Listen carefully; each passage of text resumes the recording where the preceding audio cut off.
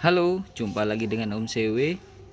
Kali ini Om CW ada mau pekerjaan untuk mengganti kanvas rem depan Honda Jazz Om CW Jazz GE8 2013, yang mana kampas rem depannya sudah mulai habis. Jadi Om CW ganti. Jadi kemarin Om CW order di marketplace. Om CW order kampas rem depan dengan part numbernya 45022 TE7 T00. Tapi sepertinya ini tidak sama dengan originalnya. Tapi secara bentuk dan fungsinya itu sama.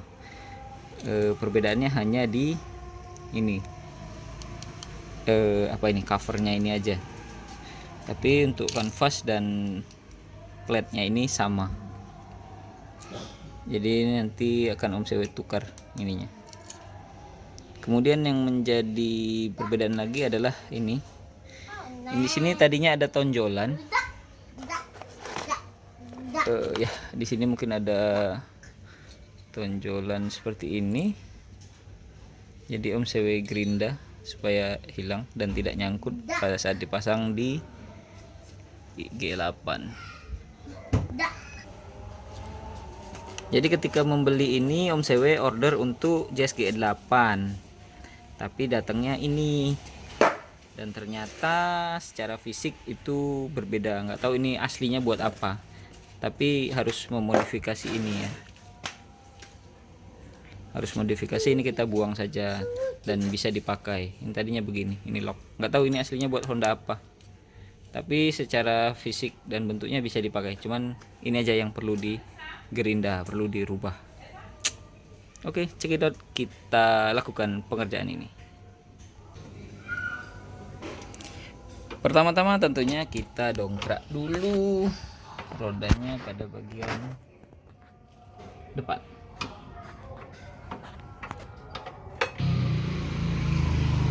Ya, kita kendorin dulu baut rodanya ya, sebelum mendongkrak tentunya.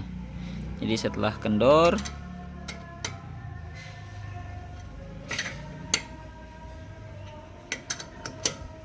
barulah kita lakukan pendongkrakan.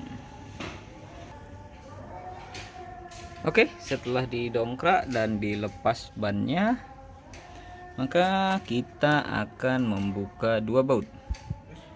Baut pertama dan baut kedua. Kunci yang diperlukan itu tidak banyak, hanya kunci 12, pas ring bisa, atau kunci sok juga bisa.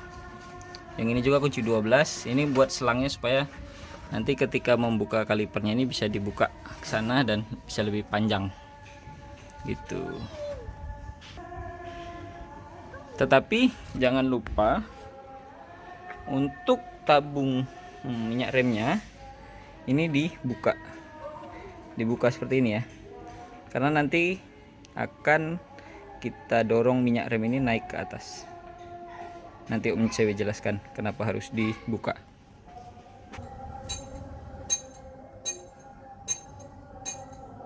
Oke.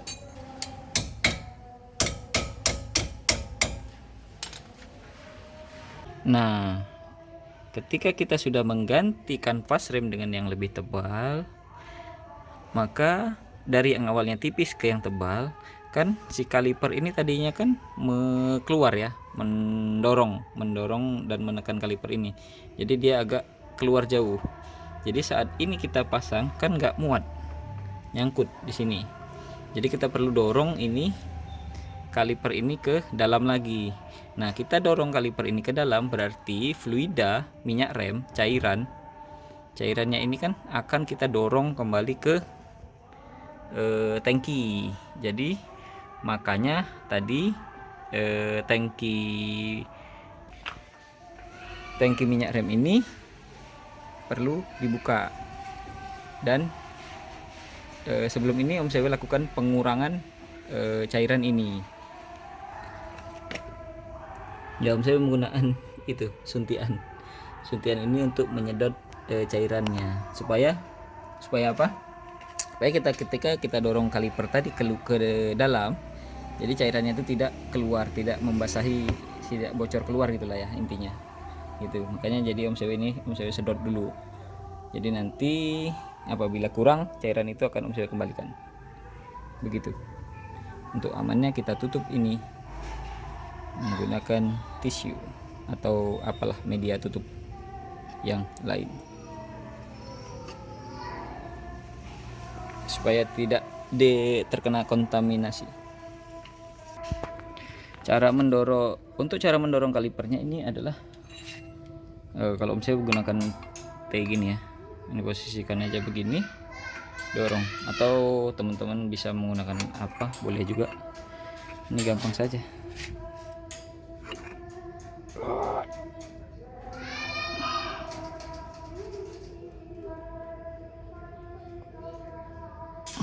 Nah dia masuk, kalipernya masuk, dan kita lihat apakah ini bisa masuk atau belum. Tuh, ini sudah bisa masuk.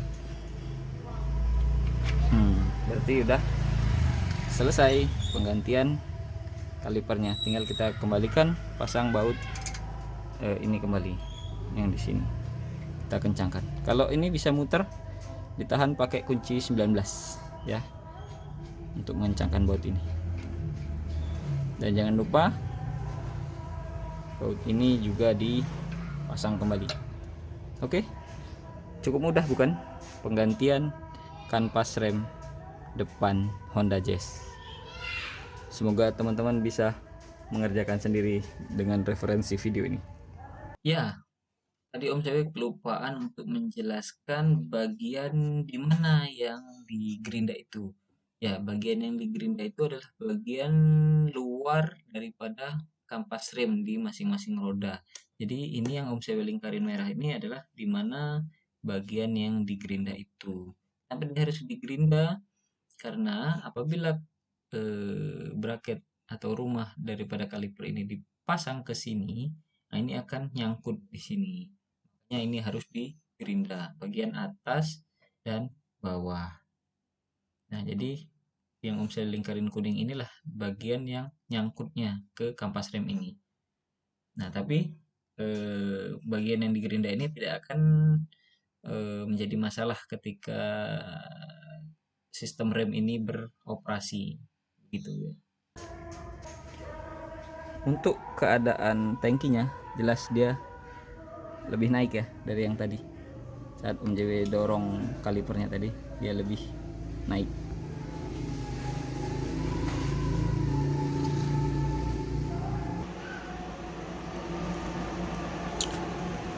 Oke, setelah kita pasangkan pas remnya, baut ini dan baut ini, maka kita pasang lagi bannya dan dongkraknya dikembalikan.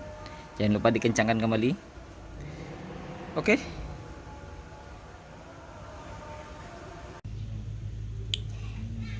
Ada sedikit informasi.